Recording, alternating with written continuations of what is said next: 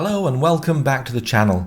Today we have something rather different, a motorcycle combination. In this case, a Ukrainian-built Dnepr K-750.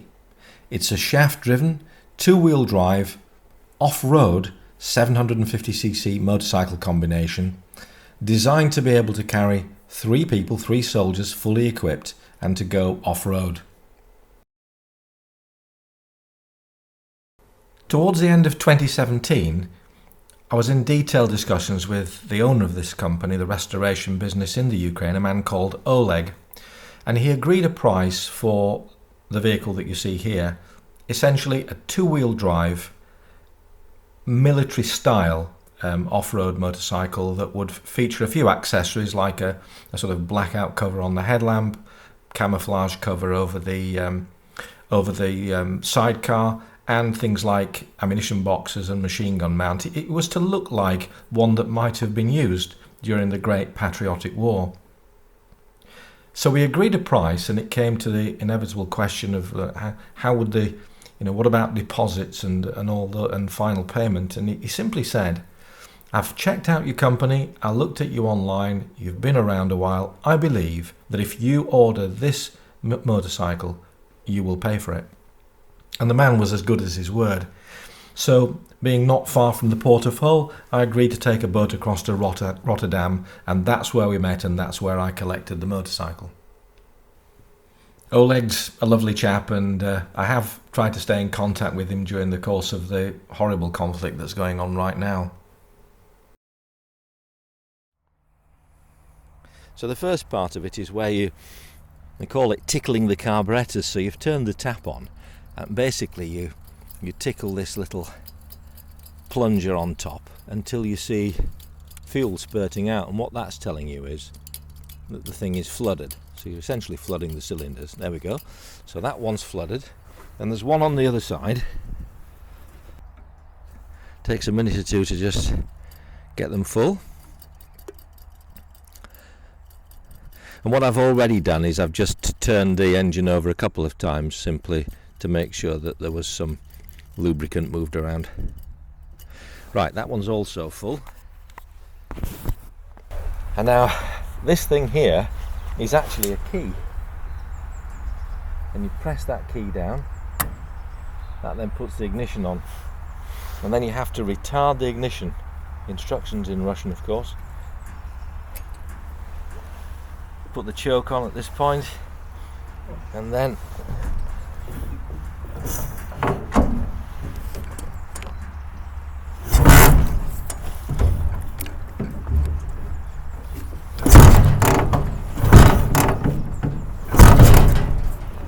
it kicked back, so that's a good sign.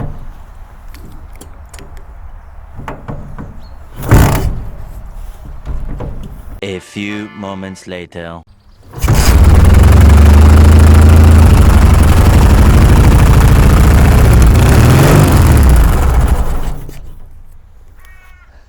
You got it.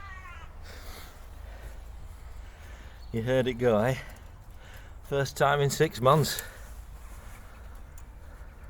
A little longer than a few minutes later. I'm slipping off here.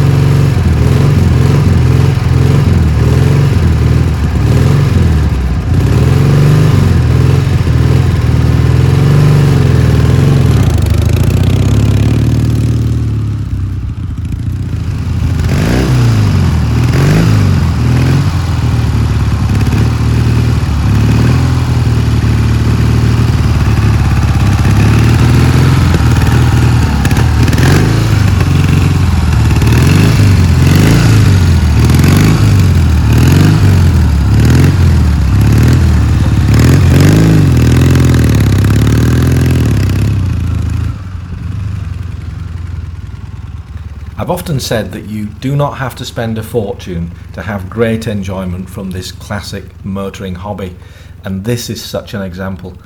Many people would call me spoilt being involved in a classic car business where I could take out a Ferrari or a Rolls-Royce or anything else for that matter. But you know what? As a family, we bought this largely with our eldest daughter who's disabled in mind. There's nothing she likes more than riding in something in the open air. And I have to tell you, at 45 miles an hour on this thing with no visor, picking the flies out of her teeth, she's always got a grin on her face. We turn up at shows and rallies and summer fetes, and you know, it's a showstopper. And the price was less than £5,000. Incredible, really.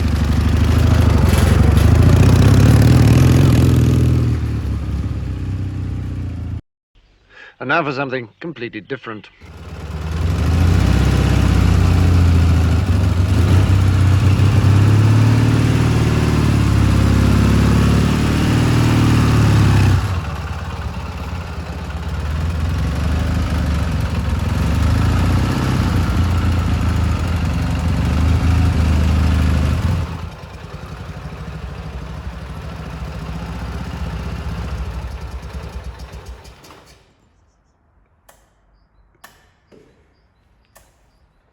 How many bikes have got reverse gear, eh?